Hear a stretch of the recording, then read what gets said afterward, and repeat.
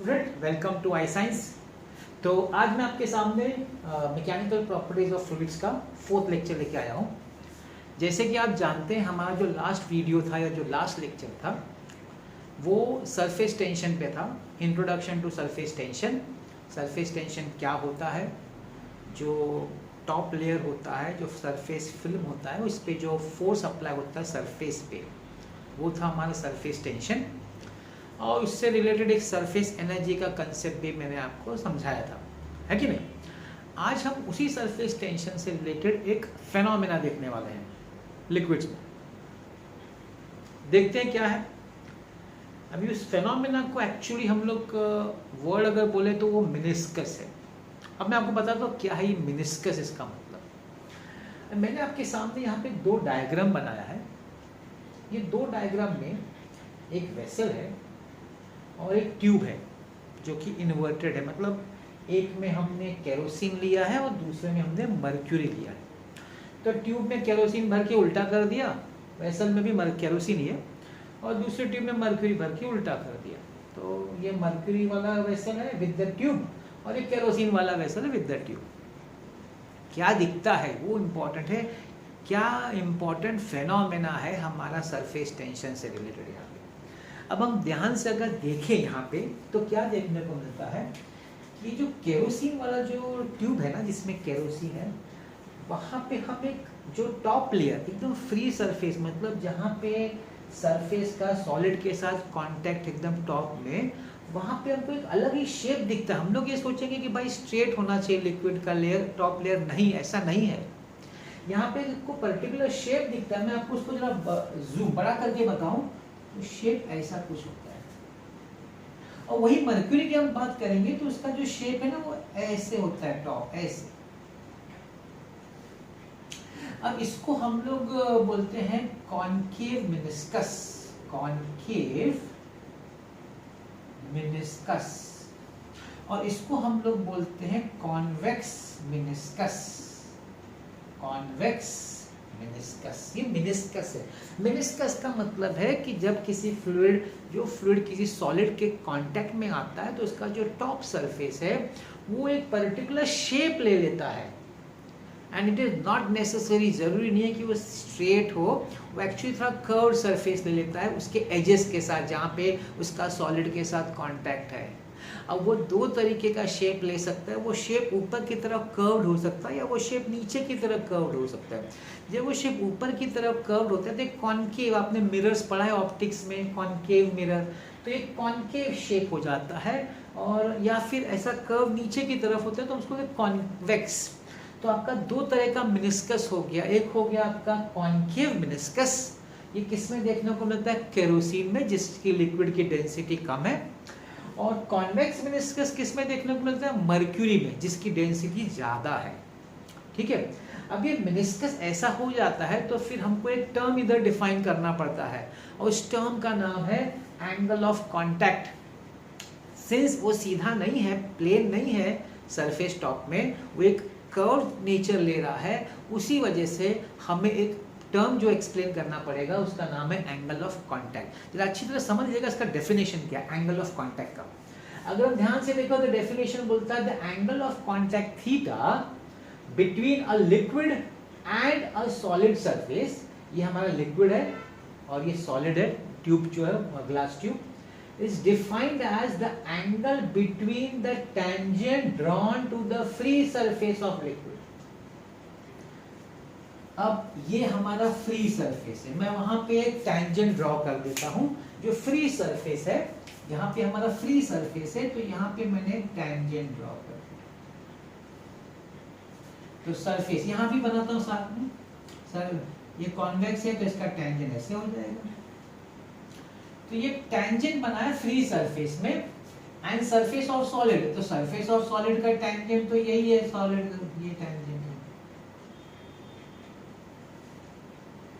तो उनके बीच का angle at the point of contact, जहां पे दोनों measured with in the liquid, ये बड़ा इंपॉर्टेंट है। देखो अब एंगल आप ऊपर से बना सकते हैं, नीचे से बना सकते हैं, मगर उनका क्लियर डेफिनेशन है कि जब आप एंगल बनाएंगे वो लिक्विड के अंदर बनाएंगे तो यहाँ पे जो एंगल बनेगा वो इस तरह का बनेगा, इधर जो बनेगा ये ऐसे एंगल बनेगा। इसको हम लोग डिनोट कर सकते हैं बाय थीटा।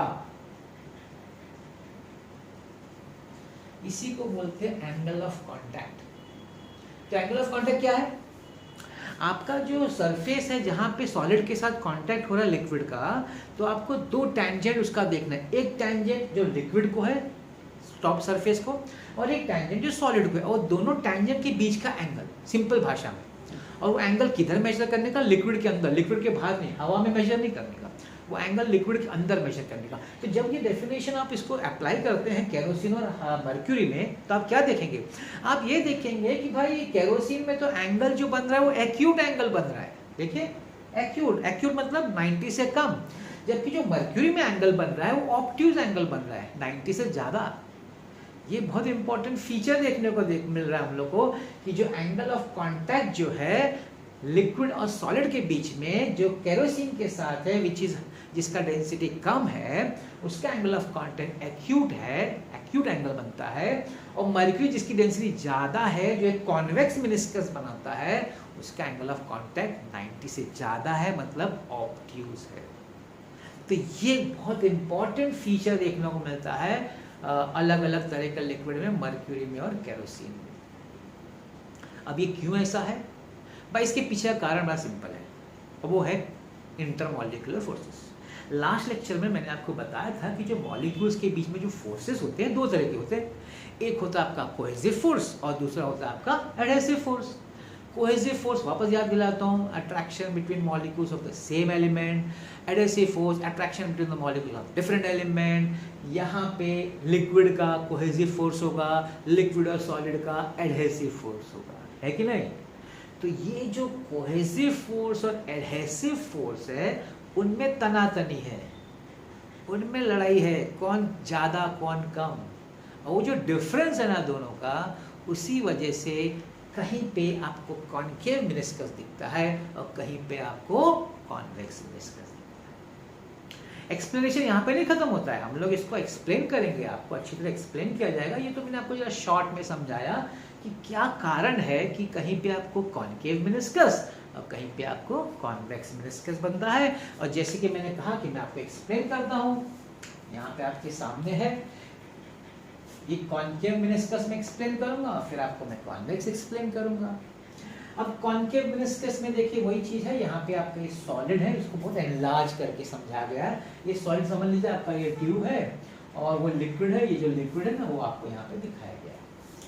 तो यहाँ पे लिक्विड कौन सा भाई? यहाँ पे लिक्विड केरोसिन होगा।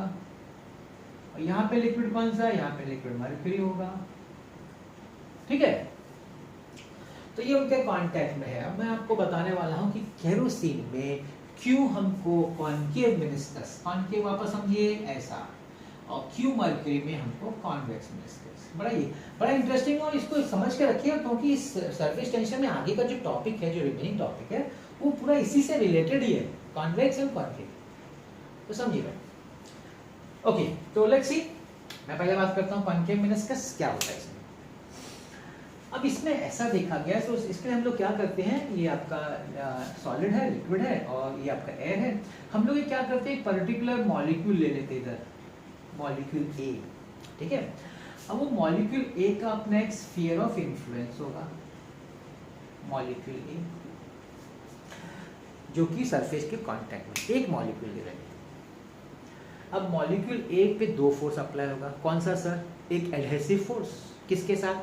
सॉलिड के साथ, क्योंकि एडहेसिव दो अलग अलग एलिमेंट्स का होता है। और एक कोहेसिव फोर्स, किसके साथ? लिक्विड का लिक्विड के साथ। तो सिंस ये आपका वॉल, ये जो सॉलिड है वर्टिकल है, इसलिए जो आपका जो एडहेसिव फोर्स होगा ना, एडहेसिव फोर्स वो हॉरिजॉन्टल होगा, वो सीधा ऐसा होगा, एपी, ठीक है?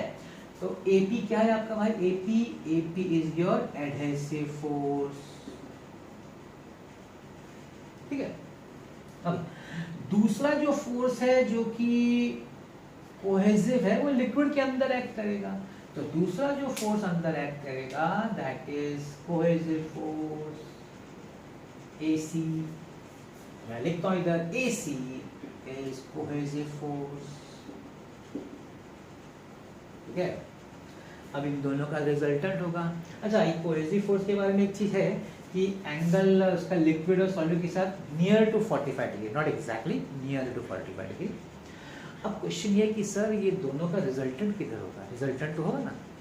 अब ये देखा गया है कि केरोसिन और सॉलिड के कांटेक्ट में आपका जो एडहेसिव फोर्स है एपी, वेक्टर वेक्टर दिखाते हैं क्योंकि फोर्स है, ये जो है बड़ा स्ट्रॉन्ग है। आपका एडहेसिव फोर्स जो है कोहेसिव फोर्स के कंपेयर में काफी स्ट्रॉन्ग है। अब जो भारी होगा भाई फोर्स तो उसी तरह दिशा में जाएगा कि नहीं। अगर आप बोल रहे हैं कि सर केरोसिन के केस में एडहेसिव फोर्स ज़्यादा स्ट्रॉन्ग है, कोहेसिव फोर्स वीक है, तो उसका जो रिजल्टेंट होगा वो किस तरफ होगा? वो भाई जहाँ पे भारी संख्या है उसी तरफ शिफ्ट होगा। अगर आप सीसॉ पे बैठते हैं या बैलेंस करने को जाते हैं तो बैलेंस किस तरफ टिल्ट होता है? जहाँ पे भारी होगा। तो अगर भारी फोर्स एपी है तो इसका जो रिजल्टेंट फोर्स होगा किधर होगा? वो रिजल्टेंट फोर्स सॉलिड के अंदर होगा, AR is the resultant force। ठीक है, अब समझिएगा ये रिजल्टेंट फोर्स है। अब ये रिजल्टेंट फोर्स का कंसेप्ट मतलब उसका स्टेबिलिटी, आप बोलिए लिक्विड की स्टेबिलिटी इक्विलिब्रियम होने के लिए ये रिजल्टेंट फोर्स लिक्विड के वो नॉर्मल होना चाहिए। अब मुझे आपको एक कंसेप्ट बताना पड़ेगा मैथमेटिक्स का, नॉर्मल एंड टैंजेंट। मैं थोड़ा सा समझा देता हूँ। ये आपको concept application of derivatives second chapter part 2 exercise 2.1 में है, नॉर्मल एंड टैंजेंट। फिर भी मैं आपको समझा देता हूँ, समझ लीजिए, फिर मैं वापस आता हूँ। अब देखिए कोई भी अगर कर्व है, सपोज कर्व हम लोग अगर लेते हैं इस तरह का कर्व, तो आप जानते हैं टैंजेंट का मतलब क्या होता है? क्या होता है टैंजेंट का मतलब? टैंजेंट मतलब वो लाइन जो जो टच करती है की पॉइंट, यहाँ पे सपोज ऐसे टच कर रही है। अब नॉर्मल का मतलब क्या होता है? सर नॉर्मल का मतलब ये होता है कि जो आपने टैंजेंट जहाँ पे टच किया है ना, वहां पे आप परपेंडिकुलर ड्रॉ करिए, परपेंडिकुलर। तो जो परपेंडिकुलर आप टैंजेंट पे ड्रॉ करते हैं ना, उसको हम क्या बोलते हैं भाई? नॉर्मल। इसको कहा जाता है नॉर्मल। और मैथ्स में एप्लीकेशन पीरियड में इसका इक्वेशंस निकाला गया है, टैंजेंट का इक्वेशन, नॉर्मल का इक्वेशंस है मैथमेटिक्स में। अब आ जाते हैं इधर। हाँ, तो मैं आपको क्या बोल रहा था? आपका एडहेसिव फोर्स स्ट्रॉन्ग है, आपका कोहेसिव फोर्स कमजोर है, तो रिजल्टेंट जो फोर्स होगा वो सॉलिड के अंदर होगा। अब सॉलिड के अंदर रिजल्टेंट फोर्स है और उसकी लिक्विड की स्टेबिलिटी के लिए ये जो रिजल्टेंट फोर्स होना चाहिए ये परपेंडिकुलर टू लिक्विड सरफेस होना चाहिए। ये जो लिक्विड सरफेस है ना, उसको ये परपेंडिकुलर होना चाहिए। परपेंडिकुलर मतलब नॉर्मल टू द टैंजेंट। बड़ा सिंपल है। परपेंडिकुलर का मतलब हुआ कि वो सरफेस का जो टैंजेंट होगा उसको नॉर्मल होना चाहिए। ठीक है, तो अगर मेरा लाइन इस तरह है रिजल्टेंट का, तो परपेंडिकुलर तो भाई ऐसे होगा, है कि नहीं? अब जब परपेंडिकुलर ऐसे होगा, इस तरह से होगा टैंजेंट, तो उसको सेटिस्फाई करने के लिए लिक्विड को क्या करना पड़ेगा? लिक्विड को ऐसे राइज करना पड़ेगा। आई होप आपको समझ में आ रहा डायग्राम में। वो टैंजेंट यहाँ से बनेगा तो ही वो यहाँ पे परपेंडिकुलर होगा। तो ये आपका टैंजेंट है। अब टैंजेंट परपेंडिकुलर होगा तो उसके लिए लिक्विड सरफेस को किधर राइज करना पड़ेगा? लिक्विड सरफेस को ऊपर की तरफ राइज करना पड़ेगा। और जब लिक्विड सरफेस ऊपर की तरफ राइज होगा तो कौन सा मेनिस्कस देगा? तो वो तो सर कॉन्केव मेनिस्कस देगा। ये आपका टैंजेंट है, ठीक है ना? तो ये टैंजेंट और ये सरफेस, ये बनता है आपका angle of theta, that is angle of contact theta. एक बार वापस बताता हूँ अगर क्लियर थोड़ा बहुत नहीं हुआ है। मेरे ख्याल से आपको यहाँ लास्ट का कंसेप्ट शायद थोड़ा सा कंफ्यूजिंग लगता होगा, वापस बता देता हूँ। केरोसिन की डेंसिटी कम है, सॉलिड की डेंसिटी, सॉलिड तो चलो सॉलिड ही है, केरोसिन की डेंसिटी मर्क्यूरी से कम है। अब क्या होता है, इस कम डेंसिटी की वजह से जो एडहेसिव फोर्स है एपी, जो हॉरिजॉन्टल है, वो ज़्यादा स्ट्रॉन्ग है। किससे? कोहेसिव फोर्स है एसी, जो लिक्विड के अंदर है। अब सिंस एपी फोर्स ज़्यादा स्ट्रॉन्ग है, इसीलिए एपी है, सॉरी नॉट ए, तो एपी फोर्स ज़्यादा स्ट्रॉन्ग है, तो रिजल्टेंट जो है सॉलिड के अंदर होगा। तो रिजल्टेंट फोर्स एपी और एसी का सॉलिड के अंदर है। अब सॉलिड के अंदर है तो कंडीशन लिक्विड की स्टेबिलिटी तब होगी जब ये रिजल्टेंट फोर्स लिक्विड सरफेस को नॉर्मल होगा, मतलब परपेंडिकुलर होगा। तो नॉर्मल परपेंडिकुलर कब होता है? जब आपके पास टैंजेंट हो तो ही वो परपेंडिकुलर हो सकता है। तो आपको इसको एक परपेंडिकुलर टैंजेंट बनाना पड़ेगा। टैंजेंट टू द लिक्विड मतलब लिक्विड उस टैंजेंट के लाइन में होना चाहिए। टैंजेंट जो होता है वो सरफेस, कर्व सरफेस के साथ ही टैंजेंट बनेगा ऐसा। तो अगर टैंजेंट ऐसे ऊपर की तरफ जा रहा है तो उसके साथ लिक्विड को भी ऊपर की तरफ जाना पड़ेगा। तो लिक्विड ऊपर की तरफ राइज करता है, क्योंकि अगर लिक्विड राइज नहीं करेगा तो ये रिजल्टेंट स्टेबिलिटी नहीं देगा लिक्विड को। और इसी वजह से जब ये लिक्विड राइज करता है तो कौन सा शेप देता है? कॉनकेव शेप देता है। इस तरीके से बन गया आपका कॉनकेव मेनिस्कस। अगर ये समझ में आए तो इसको थोड़ा सा उल्टा ही है, आपको भी फटाफट समझ में आ जाएगा।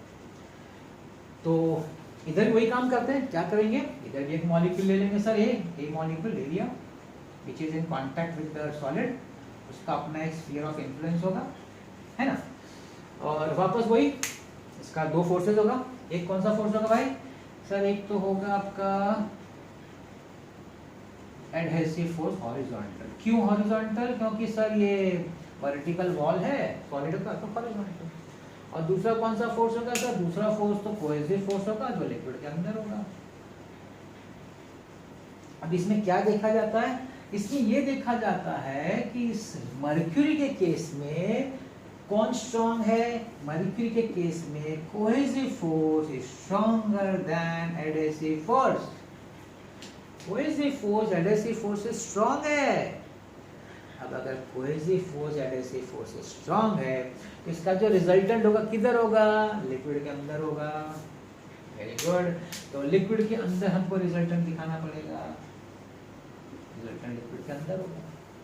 अब अगर रिजल्टेंट लिक्विड के अंदर होगा तो जो लिक्विड को टैंजेंट होना चाहिए वो कैसे बनेगा? तो ध्यान से देखिए, इसका जो टैंजेंट होगा वो तभी हो सकता है जब लिक्विड शेप नीचे की तरफ जाए।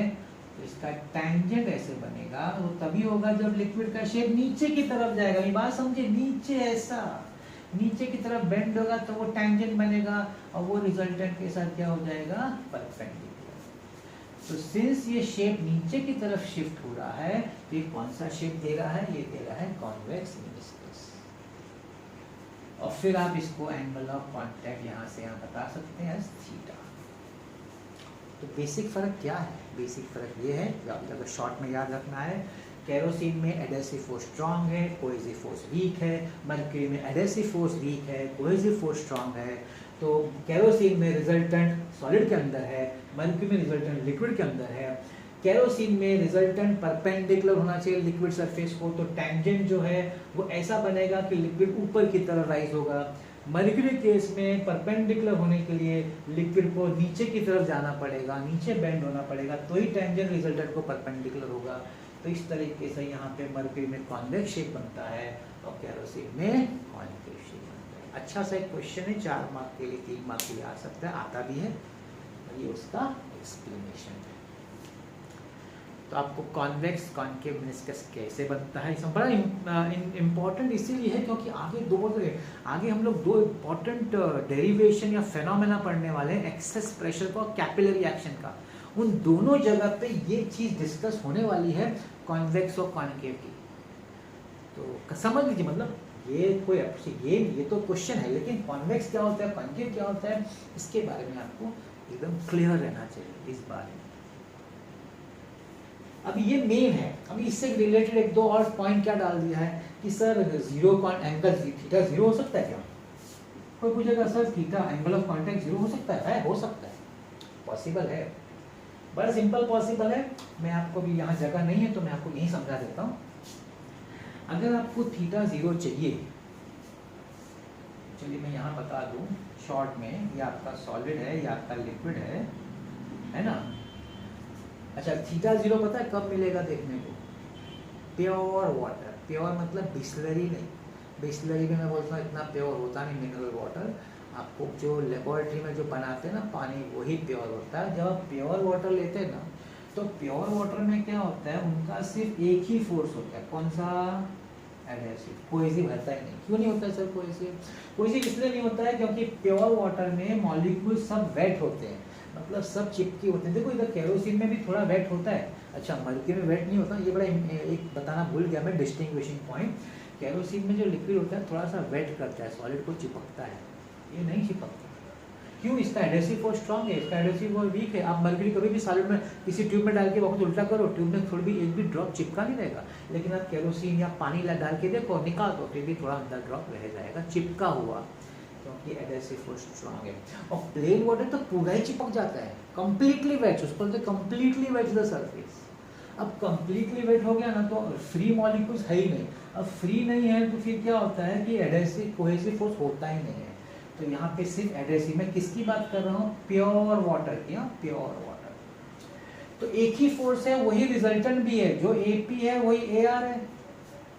अब वही AR है तो टैंजेंट सॉलिड सरफेस के अलॉन्ग होगा, ऐसा होगा। तो ये होगा तो एंगल ऑफ कांटेक्ट सरफेस के साथ क्या कुछ बना ही नहीं, angle of contact, angle of contact 0 हो गया। तो ये एक्स्ट्रा के लिए इतना इंपॉर्टेंट नहीं है, लेकिन फिर भी आपके नॉलेज में होना चाहिए कि एंगल ऑफ कांटेक्ट 0 हो सकता है जब प्योर वाटर होगा, उसी समय होगा।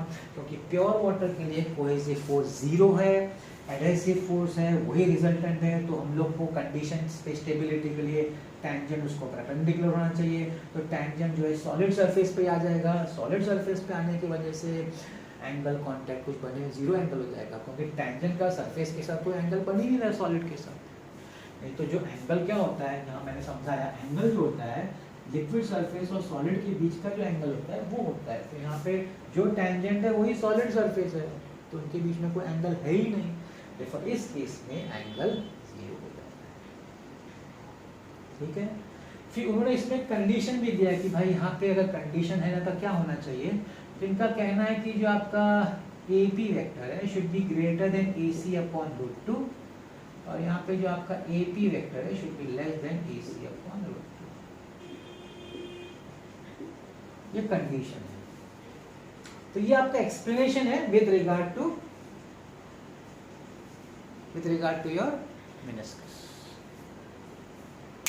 एक इंपॉर्टेंट कंसेप्ट मैंने आपको यहाँ पे एक्सप्लेन किया हुआ है कि जो कॉन्वेक्स कॉन्केव मेनिस्कस और कॉन्वेक्स मेनिस्कस क्या होता है, एंगल ऑफ कांटेक्ट क्या होता है, और क्या कारण है कि कहीं पे आपको लिक्विड में कॉन्केव मेनिस्कस देखने को मिलता है और कहीं पे आपको लिक्विड में कॉन्वेक्स मेनिस्कस देखने को मिलता है। तो आज का एक कंसेप्ट हुआ, एक और कंसेप्ट लेते हम लोग। दूसरा कंसेप्ट जो हम लोग लेते हैं उसका नाम है shape of liquid drops on a solid surface या metal surface, whatever.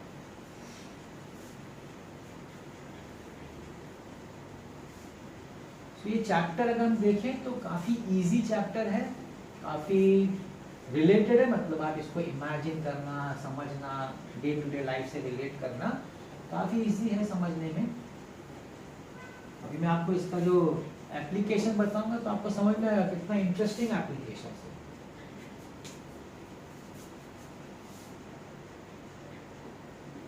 Shape of liquid drop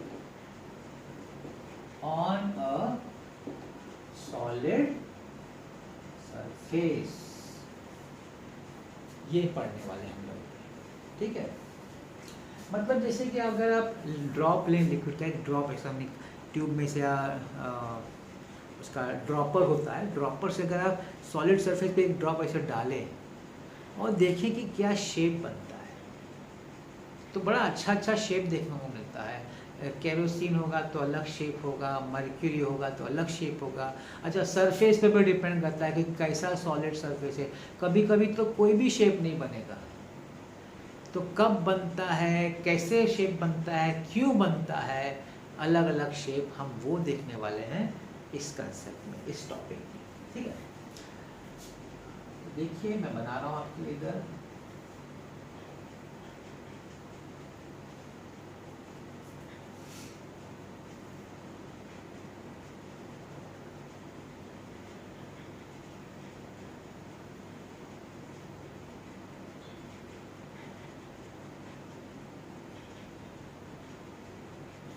यहाँ पे मैंने आपको दो शेप बना के दिखाया है।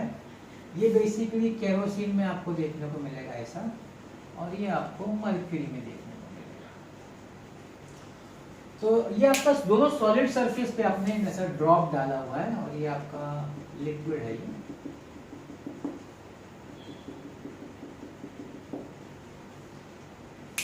अब मैं आपको एक्सप्लेन कर रहा हूँ इधर क्या इसका पीछे का कंडीशन है। जब आप सॉलिड, अभी तो हमने वो लिक्विड डाला था सॉलिड में, तभी अभी हमने कहा ड्रॉप अगर डाल दी तो अलग अलग शेप क्यों लेता है, वो हमें देखा रहा हूँ। तो यहाँ पे मैं कुछ फोर्सेस, सरफेस टेंशन फोर्सेस लूंगा, जैसे T1 ले लूंगा, इधर T2, ये आपका T3 with angle theta, angle of contact. यहाँ पे कॉन्वेक्स मेनिस्कस है तो T2 आपका ऐसा होगा, सॉरी T3 ऐसा होगा, ये आपका T1 है, ये आपका T2 है। ओके, अब देखिए आपको लिख देता हूं मैं T1, what does T1 represent? Force due to surface tension या सरफेस टेंशन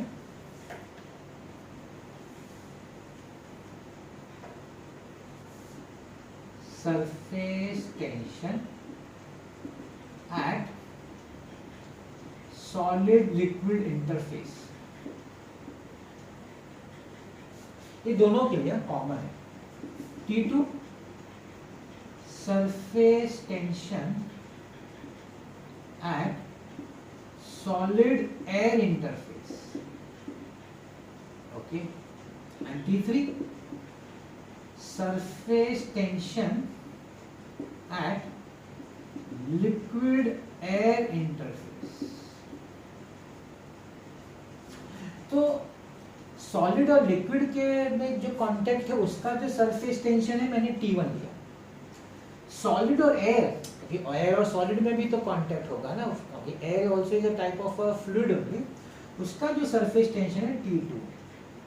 अब एक क्वेश्चन इधर वापस ये होगा कि हम लोग ने जब सरफेस टेंशन चालू किया था तो हम लोग ने बोला था कि ये तो सिर्फ लिक्विड्स के लिए है, सॉलिड ना गैसेस में नहीं है, मानते हैं मैं, लेकिन जो थोड़ा बहुत, डेफिनेटली नहीं है, एकदम मिनिमम है, लेकिन जो थोड़ा बहुत है उसको कंसीडर किया गया। T3 जो है लिक्विड और एयर के बीच का सरफेस टेंशन है। ये तीन सरफेस टेंशन दोनों के लिए सेम है। अब यहाँ पे ये है एंगल ऑफ कांटेक्ट थीटा, हम लोग जानते हैं कि यहाँ पे ऑप्टिक होता है क्योंकि कॉन्वेक्स मेनिस्कस बनता है, और यहाँ पे एक्यूट होता है। ओके, अब इस फोर्स को रिजल्टेंट अगर आप इसको स्प्लिट करेंगे तो यहाँ पे ये थीटा के हिसाब से क्या बनेगा, ये बनेगा T3 cos थीटा, और ये वर्टिकल बनेगा T3 sin थीटा, है कि नहीं? अब वर्टिकल फोर्स तो लिक्विड में अगर वो बैलेंस हो जाता है, we don't consider that vertical force, हम लोग सिर्फ सरफेस के साथ, जो हॉरिजॉन्टल सरफेस है उसके साथ कंसीडर कर रहे हैं। तो उसके साथ अगर हम कंसीडर करेंगे तो क्या देखने को मिलेगा, T2 एक साइड है और ये दोनों एक साइड है, मतलब T2 is equal to T3 cos theta plus T1। So T2 minus T1 is equal to T3 cos theta।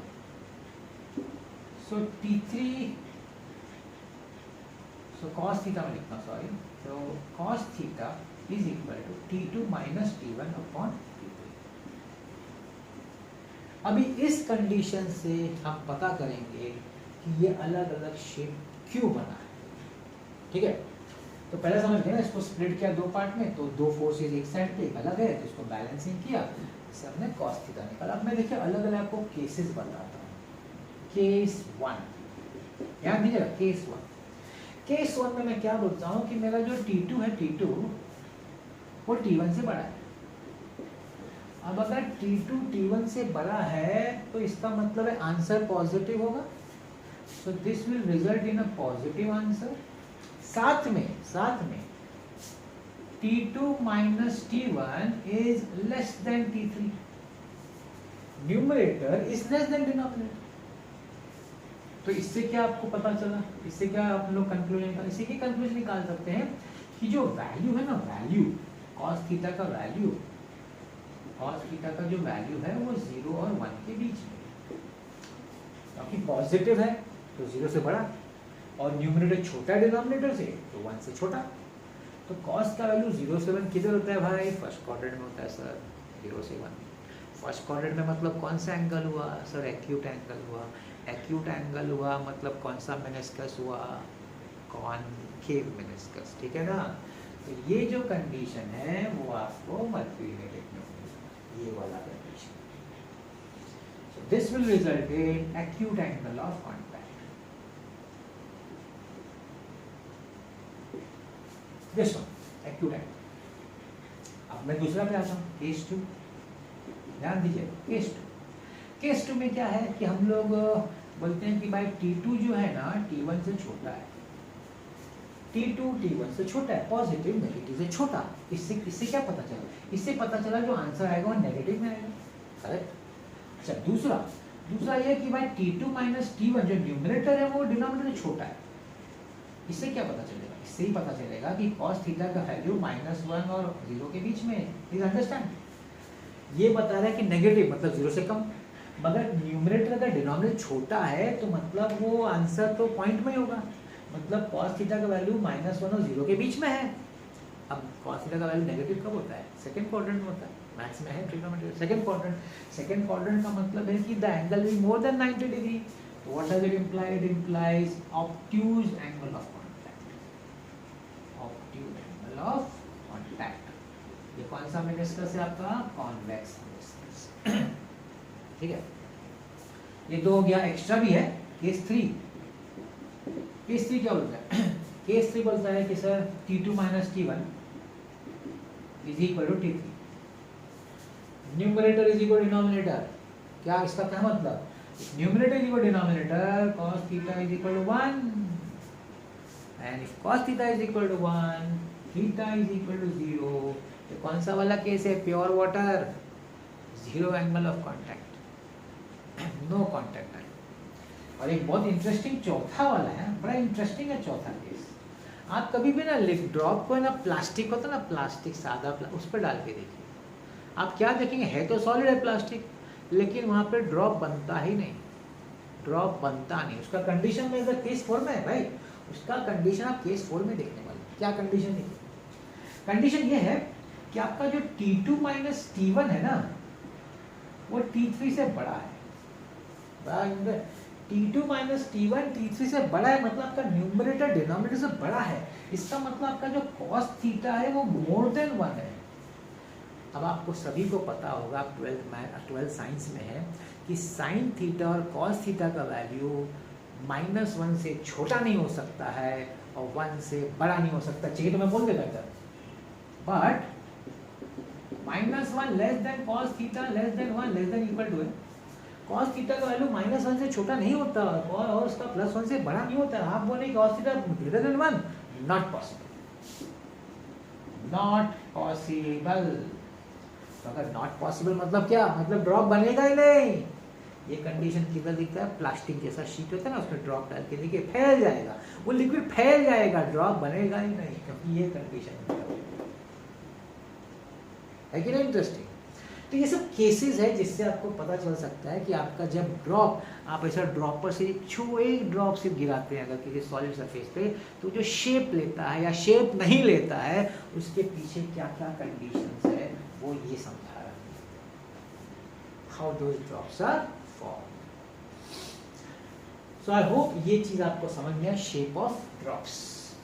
And one more thing, जहां पे ये हमारा एंगल ऑफ कांटेक्ट वाला पार्ट कंप्लीट होगा, और वो है factors affecting angle of contact and surface tension. वो कौन कौन सा फैक्टर्स है जिससे कि आपका एंगल ऑफ कांटेक्ट बदल सकता है और सरफेस टेंशन बदल सकता है? Factors affecting angle of contact and surface tension. वो कौन कौन से कारण हैं जिससे कि मेरा एंगल ऑफ कांटेक्ट थीटा बदल सकता है और मेरा सरफेस टेंशन टी बदल सकता है? कौन कौन से फैक्टर्स हैं? तो चलिए मैं आपको बताता हूँ। पहला factor is nature of liquid. बराबर है, आप केरोसिन ले रहे हैं कि आप मर्क्यूरी ले रहे हैं कि आप प्योर वाटर क्या ले रहे हैं, उसी पर डिपेंड करेगा। और एंगल ऑफ थीटा के लिए तो सॉलिड भी डिपेंड करेगा, कौन सा सॉलिड और लिक्विड का कांटेक्ट कौन सा है, उस पर भी डिपेंड करेगा। सरफेस टेंशन तो चलो सिर्फ लिक्विड का प्रॉपर्टी, उसका सॉलिड से लेना देना नहीं है, लेकिन जब आप एंगल ऑफ कांटेक्ट पे आ जाते हैं तो सॉलिड भी इंपॉर्टेंट रोल प्ले करता है। आप कौन सा सॉलिड ले रहे हैं, क्योंकि सॉलिड में फिर देखिए एडहेसिव फोर्स, कोहेसिव फोर्स, वो सब कंपैरिजन हो जाता है। तो कौन सा सॉलिड ले रहे हैं वो भी बहुत important. Second factor is type of impurity. वो जो लिक्विड आपने यूज किया उसमें इम्प्योरिटी क्या है? इम्प्योरिटी वाटर अगर यूज किया तो इम्प्योरिटी। अब इम्प्योरिटी कैसी हो सकती है पता है? इम्प्योरिटी एक इम्प्योरिटी हो सकती है सॉल्यूबल इम्प्योरिटी, सॉल्यूबल इम्प्योरिटी, और दूसरी हो सकती है पार्शियली और इनसॉल्यूबल। सॉल्यूबल इम्प्योरिटी मतलब जैसे आपने नमक डाला पानी में, घुल गया, सॉल्यूबल है। तो अगर इम्प्योरिटी सॉल्यूबल है, जैसे नमक का पानी है, तो क्या होगा? सरफेस टेंशन बढ़ जाएगा सर, और it will also result in theta, angle of contact बढ़ जाता है। नमक का पानी में सरफेस टेंशन बढ़ जाता है। अच्छा, पार्शियली इनसॉल्यूबल जैसे कि आप फिनॉल डाल दीजिए पानी में, या डिटर्जेंट मालूम है ना, कपड़ा धोने का पाउडर, अगर ये आप पानी में डाल देते हैं तो वो सॉल्यूबल नहीं है, पार्शियली इनसॉल्यूबल है। तो क्या होगा सर? जब ऐसा चीज अगर आप मिलाते हैं लिक्विड में तो सरफेस टेंशन घट जाता है और एंगल ऑफ कांटेक्ट भी घट जाता है। क्या फायदा? मैं आपको फायदा बताता हूँ इसका, बड़ा इंपॉर्टेंट एप्लीकेशन है। हम क्यों डिटर्जेंट डालते हैं, हम क्यों कपड़ा धोने के लिए पानी में डिटर्जेंट डालते हैं? उसका कारण इधर है। जब आपने पहले बिना डिटर्जेंट के, अगर सपोज आप कपड़ा धोते हैं बिना डिटर्जेंट के, अब आप जब डिटर्जेंट डालते हैं कपड़ा धोने में तो आप क्या सोच के डालते हैं मुझे नहीं मालूम, लेकिन मैं आपको बता रहा हूँ अभी कि आप क्या क्यों डालते हैं। सपोज मैं ऐसा डिटर्जेंट नहीं डालूँ, मैं सिर्फ पानी से यूज़ करूँ, पानी लूँ, कपड़ा डालूँ और पानी निकालूँ, तो क्या कपड़े में जो दाग है या कोई डर्ट है निकलेगा? क्या थोड़ा बहुत निकलेगा, पूरा नहीं निकलेगा। क्यों? उसका कारण समझिए। अगर आपने प्लेन वाटर लिया और उसको यूज़ किया है तो क्या होता है कि वाटर का सरफेस टेंशन है। सरफेस टेंशन वापस याद करिए, बड़ा सिंपल, उसका जो मेम्ब्रेन होता है, इलास्टिक मेम्ब्रेन हो जाता है ना, एकदम स्ट्रेच्ड मेम्ब्रेन। तो स्ट्रेच होने की वजह से मतलब स्पाइडर चल सकता है, नीडल रखेंगे तो रहेगा, अंडा होता है छोटे छोटे वो रह जाता है। तो स्ट्रेच होने की वजह से गैप नहीं होता। गैप नहीं होता है तो क्या होता है, पानी में का सरफेस टेंशन हाई होने से पानी जो है ना, वो कपड़े का जो फाइबर होता है ना, फाइबर में जो गैप, उसमें वो जा नहीं पाता है, क्योंकि उसका सरफेस टेंशन है, उसमें जगह ही नहीं है कि वो पानी उसमें जा सके, और जा नहीं पाएगा तो कचरा बाहर नहीं निकालेगा। अब जैसे ही आपने डिटर्जेंट डाल दिया पानी में तो उसका सरफेस टेंशन आपने घटा दिया। अब जैसे ही आपने सरफेस टेंशन घटा दिया तो पानी फ्री हो गया मॉलिक्यूल, अब वो कपड़ों के रेशे के अंदर घुसेगा और उसमें से वो सब निकालेगा। किसको? डर्ट को निकालेगा। और स्टेन को निकालने के लिए पानी के साथ डिटर्जेंट में भी होता है एक पर्टिकुलर मॉलिक्यूल जो उसको खींच के बाहर निकालता है, लेकिन मेन कारण है कि ये डालने से पानी का सरफेस टेंशन कम हो जाता है, जिसकी वजह से वो आसानी से सब डर्ट और स्टेन्स निकाल पाता है। आप याद करिए गांव में जहाँ पे कुएं का पानी होता है, और अगर पानी में सपोज कोई सॉल्ट नमक मिक्स है, सॉल्ट टाइप, उसको हम लोग हार्ड वाटर बोलते, जानते हैं उसको हार्ड वाटर बोलते हैं, उसमें आप कपड़ा धुलिए कभी साफ ही नहीं होगा, वो ये है हार्ड वाटर। मतलब उसमें सॉल्यूबल मिक्सचर्स है, सॉल्ट है, सॉल्यूबल होगा तो सरफेस टेंशन बढ़ेगा, कुछ नहीं निकलेगा भाई, एक रत्ती का आपका डर्ट वर्ट कुछ नहीं निकलेगा, कपड़ा गंदे का गंदा ही रहेगा। तो पुराने ज़माने में लोग जो कुएं के पानी या ऐसा कोई पानी से धोते थे तो कुछ होता नहीं था, डिटर्जेंट से होता है, डिटर्जेंट निकालता है बाहर। तो ये इंपॉर्टेंट एक फैक्टर हो गया, ठीक है ना। तीसरा फैक्टर है टेम्परेचर। टेम्परेचर में क्या है, अगर आपने टेम्परेचर बढ़ाया तो सरफेस टेंशन घटेगा, और सिमिलरली आपका एंगल ऑफ कांटेक्ट भी घटेगा। अगर आपने टेम्परेचर घटाया तो सरफेस टेंशन बढ़ेगा, अब भी समझिए, जब आप नया कपड़ा खरीदते दुकान से तो दुकानदार बोलता है नया कपड़ा है सर जी, तो इसको आप सादे पानी में धोइएगा, गर्म पानी में मत धोइएगा। और वही कपड़ा जब थोड़ा पुराना हो जाता है और उसमें दाग वाग लगना शुरू होता है तो हम उसको गर्म पानी में धोते हैं। टेम्परेचर समझ लीजिए क्या है। अगर आपने गर्म पानी में नया कपड़ा धोया, गर्म पानी में, पानी गर्म मतलब टेम्परेचर हाई मतलब surface tension down, surface tension कम हुआ मतलब पानी जो है अब आपके रेशों के अंदर घुसना शुरू होगा, कपड़े के रेशे में। आपका कपड़ा तो नया है, वैसा कोई प्रॉब्लम नहीं है। अब वो आपने कहा सिर्फ थोड़ा बहुत धूल आपको निकालना होगा, लेकिन सिर्फ वो थोड़ी धूल निकालने के लिए गया पानी। अब वो पानी और डिटर्जेंट जो है, गर्म पानी ने सरफेस टेंशन घटा दिया, अंदर फाइबर आपके फैब्रिक में घुस के आपके जो फैब्रिक का जो कलर है ना, डाई जो यूज़ हुआ है, उसको भी निकाल लेता है। क्या होता है, आपका जो नया नया कपड़े का जो शाइन होता है ना कपड़े का, वो डल पड़ जाएगा, क्योंकि वो डाई को भी निकाल लेगा। वो थोड़ी सी डर्ट निकालने के लिए उसको जो मिलेगा वो निकालता है। इसलिए नए कपड़े को गर्म पानी से नहीं धोने का। हाँ, अभी कपड़ा थोड़ा पुराना हो गया, उसका कलर ऐसे ही फेड हो गया, तो आप अब ये भी देखिएगा, नए कपड़े को गर्म पानी से धो के देखिएगा। आप देखेंगे जब आप निकालेंगे ना उसको निचोड़ के, तो आप देखेंगे कि आपकी बाल्टी में जहाँ पे आपने रखा है ना, उसमें कलर छूट रहा है। बहुत बार ऐसा होता है, नया कपड़ा के लोग बोलते हैं कलर छूटेगा, इसको अलग धो। उसका यही कारण है, पानी वो निकाल लेता है डिटर्जेंट। ये ध्यान रखने का। हाँ, जैसे आपका कपड़ा पुराना हो गया, उसमें दाग वाग लगना शुरू हो गया, तो गर्म पानी यूज़ करना बेहतर है, क्योंकि गर्म पानी से सरफेस टेंशन कम होगा। फिर वो मॉलिक्यूल जाएगा, पानी जाएगा, डिटर्जेंट जाएगा, सबको बाहर निकालेगा, तो आपका कपड़ा साफ हो जाएगा। तो ये बड़े इंटरेस्टिंग फीचर्स हैं, बड़ी इंटरेस्टिंग चीज़ है, जो हम अनजाने में यूज़ तो कर रहे हैं, लेकिन हम जानते नहीं कि इसके पीछे कारण है सरफेस टेंशन। तो समझ में आया ना सरफेस टेंशन कितना इंपॉर्टेंट है। इसमें टेम्परेचर में उन्होंने एक एक्सेप्शन भी दिया हुआ है। एक्सेप्शन,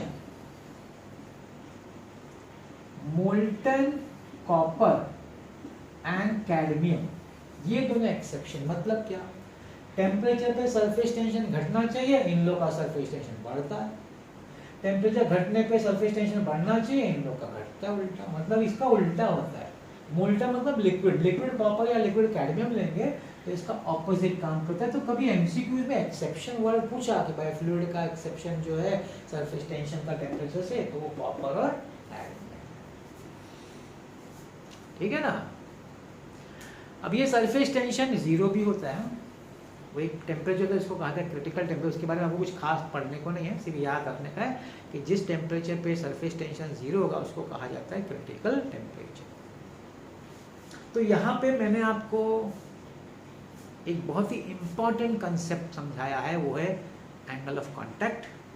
और जब लिक्विड किसी सॉलिड के कांटेक्ट में आता है तो कब वो कॉन्केव मेनिस्कस बनाता है, कब वो कॉन्वेक्स मेनिस्कस बनाता है।